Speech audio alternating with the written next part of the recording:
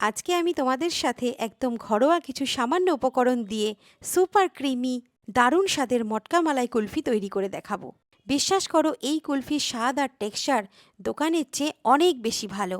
তোমরা যদি একবার এই সহজ পদ্ধতিতে মটকা মালাই কুলফিটা বাড়িতে তৈরি করো, তাহলে কথা দিচ্ছি বন্ধুরা, বারবার বাড়িতেই এমন মটকা মালাই কুলফি তৈরি করে খেতে ইচ্ছে করবে। নমস্কার বন্ধুরা, শ্রীতমাস কিচেন বাংলায় তোমাদের সকলকে স্বাগত জানাই।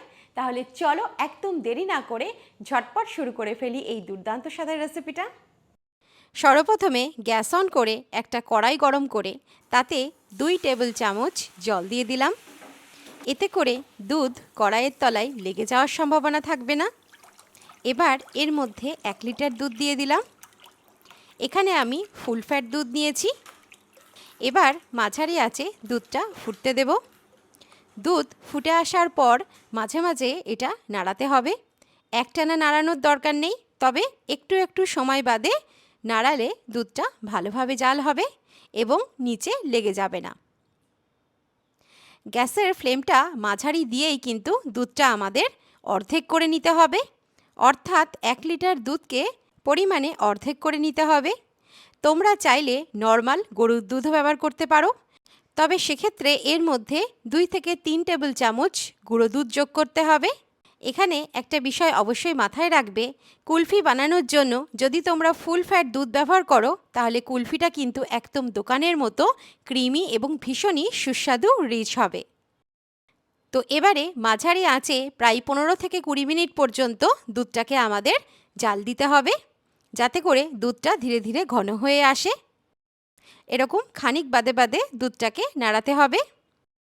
কড়াইয়ের ধারে ধারে যে সরটা জমেছে সেগুলো খুব ভালো করে খুন্তি দিয়ে চেঁচে চেঁচে দুধের মধ্যে মিশিয়ে দিতে হবে। এতে দুধের কনসিস্টেন্সিটা কিন্তু আরও ঘন এবং দুধটা কিন্তু আরও ক্রিমি হয়ে উঠবে। এবার অন্যদিকে একটা মিক্সার জারে 100 গ্রাম মিষ্টি নিয়েছি। মিষ্টিটা তোমরা যে কোনো মুদির দোকানে পেয়ে যাবে। মিষ্টিটা একটু গুঁড়ো করে নিও। এর সঙ্গে 2 টেবিল চামচ আমন্ডস নিয়েছি, সাথে 2 টেবিল চামচ কাজু এবং পেস্তা দিয়ে দিলাম। পাশাপাশি 4-5টা ছোটো এলাচের বীজ যোগ করলাম। এখন সব কিছু একসাথে খুব ভালো করে গ্রাইন্ড করে একটা মসৃণ পাউডার তৈরি করে নেব। এই ড্রাই ফ্রুটসের মিশ্রণটাই কিন্তু কুলফির স্বাদটা অনেকাংশে বাড়িয়ে দেবে। এবার এই তৈরি করা ড্রাই ফ্রুটসের মিশ্রণটা একটা বাটিতে নিয়ে নিলাম। তোমরা দেখতে পাচ্ছ মিশ্রণটা আমার একদম স্মুথ পাউডার হয়েছে। এবারে গার্নিশিংয়ের জন্য অল্প কিছু পেস্তা এরকম কুচি করে কেটে নিলাম। তোমরা নিজেদের পছন্দ অনুযায়ী ড্রাই ফ্রুটস পরিবর্তন করতে পারো, অথবা চাইলে শুধুমাত্র মিশ্রি আর এলাচের দানা যোগ করেও এই মিশ্রণটা বানিয়ে নিতে পারো। তবে ড্রাই ফ্রুটস দিলে কুলফির স্বাদটা কিন্তু অনেকাংশে বেড়ে যাবে। কুলফি জমানোর জন্য তোমরা কুলফি মোল্ড ব্যবহার করতে পারো। এগুলো খুব সহজেই বাজারে পাবে, বা এগুলো তোমরা অনলাইন থেকেও কিনতে পারো। আর যদি মোল্ড না থাকে, তাহলে যে কোনো মাটির ভাঁড় বা বাড়ির যে কোনো ছোটো কাপ বা ছোটো গ্লাস ব্যবহার করেও কিন্তু তোমরা এখানে কুলফি জমাতে পারো। আমি এখানে কুলফি মোল্ড এবং মাটির ভাঁড় দুটোই ব্যবহার করে দেখিয়েছি। অনলাইন কুলফি মোল্ড কেনার লিঙ্ক আমি ডেসক্রিপশন বক্সে দিয়ে রাখলাম। তোমরা চাইলে এখানে ক্লিক করে এগুলো অনলাইন পারচেস করতে পারো। আবারও দুধের দিকে ফিরে আসি। প্রায় 15-20 মিনিট পরে তোমরা দেখতে পাচ্ছ দুধটা আমার আরও বেশি ঘন হয়ে গেছে এবং পরিমাণে প্রায় অর্ধেক হয়ে গেছে। এর মধ্যে থেকে 2 থেকে 3 টেবিল চামচ গরম দুধ একটা বাটিতে তুলে নিয়েছি। এই গরম দুধের মধ্যে কিছু কেশর বা জাফরান ভিজিয়ে ভালো করে মিশিয়ে নেব এবং এই কেশর মিশ্রিত দুধ এই দুধটার মধ্যে ঢেলে দেব। এরপর এই দুধটা আরও 2 থেকে 3 মিনিট মতো জাল দেব। তোমরা দেখতে পাচ্ছ কেশর মিশ্রিত দুধ মেশানোর পরে আমার এই দুধের কালারটা আরও বেশি রিচ এবং খুবই সুন্দর দেখাচ্ছে। তো এবারে আমি মিষ্টি আর ড্রাই ফ্রুটসের মিশ্রণটা এর মধ্যে দিয়ে দিলাম এবং খুব ভালো করে আমি এটা মিশিয়ে নেব। তোমরা চাইলে এই মিশ্রণটা দুধের মধ্যে 2 থেকে 3 বারে দিতে পারো। খুব ভালোভাবে এই মিশ্রণটা দুধের মধ্যে মিশিয়ে নিতে হবে, যাতে করে দুধের মধ্যে কোনো লাম্পস না জমে। মিশ্রণটা দুধের মধ্যে খুব ভালোভাবে মিশিয়ে নেওয়ার পরে একদম কম আঁচ দিয়ে দুধটাকে আমরা আরও 2 মিনিট মতো নাড়াবো। তোমরা দেখতে পাচ্ছ দুধের কনসিস্টেন্সিটা একদম রাবড়ির মতো হয়ে গেছে। তো এবারে আমি গ্যাসটা বন্ধ করে দিলাম। এর থেকে বেশি ঘন করার দরকার নেই, কারণ ঠান্ডা হলে দুধটা আমার আরও বেশি ঘন হয়ে যাবে। তোমরা চাইলে এর থেকে আরেকটু পাতলাও রাখতে পারো। আমি এখানে একটু ঘনর ওপরই রেখেছি, কারণ এতে করে কুলফিটা আমার খেতে আরও বেশি সুস্বাদু লাগবে। 2 থেকে 3 মিনিট মতো এটা ফ্যানের তলায় রেখে মিশ্রণটা ঠান্ডা করে নিয়েছি। এবারে এই মিশ্রণটা আমি মাটির ভাঁড়ে ঢেলে দিলাম। গার্নিশিংয়ের জন্য উপর থেকে কিছু পেস্তা কুচি আর 2-3টে মতো কেশরের স্ট্যান্ডস দিয়ে দিলাম। এবারে একটা সিলভার ফয়েল দিয়ে ভাঁড়ের মুখটা খুব ভালোভাবে সিল করে দেব, যাতে করে এর মধ্যে এতটুকুও বরফ না জমে।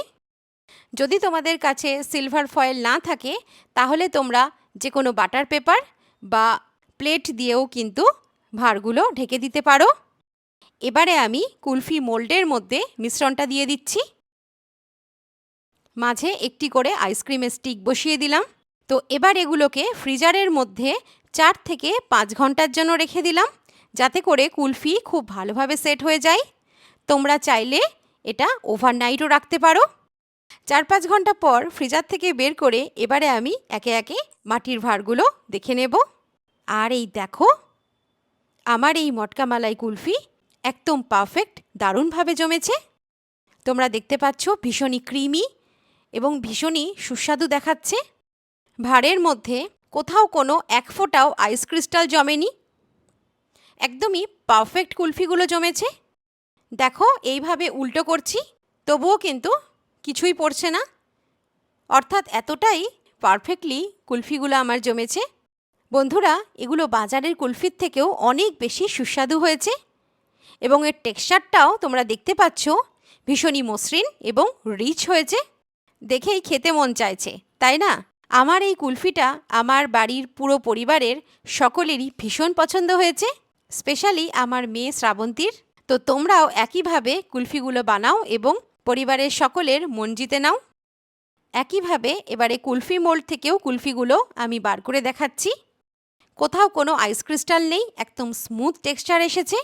মোল্ড থেকে বের করে এই কুলফিগুলো আমি বরফের ওপর রেখেছি, এতে করে দীর্ঘক্ষণ কুলফিগুলো এরকমই সেট থাকবে। তোমরা দেখতে পাচ্ছ কতটা সুন্দর ক্রিমি হয়েছে। এতেও কিন্তু এক ফোঁটা আইস ক্রিস্টাল জমেনি এবং পারফেক্টলি কুলফি মোল্ডে কুলফিগুলো আমার সেট হয়েছে এবং কতটা লোভনীয় দেখতে লাগছে। আমার এই পরিশ্রম যদি তোমাদের ভালো লাগে তাহলে প্লিজ প্লিজ বন্ধুরা, ভিডিওটাতে একটা লাইক আর শ্রীতমাস কিচেন বাংলা এই চ্যানেলটাকে সাবস্ক্রাইব করার অনুরোধ রইল। সাথে পাশে থাকা বেল বাটনটা ক্লিক করার অনুরোধ রইল। তাহলে চলো, দেখা হচ্ছে আরও একটা নতুন রেসিপির সাথে। সুস্থ থেকো, ভালো থেকো, ধন্যবাদ।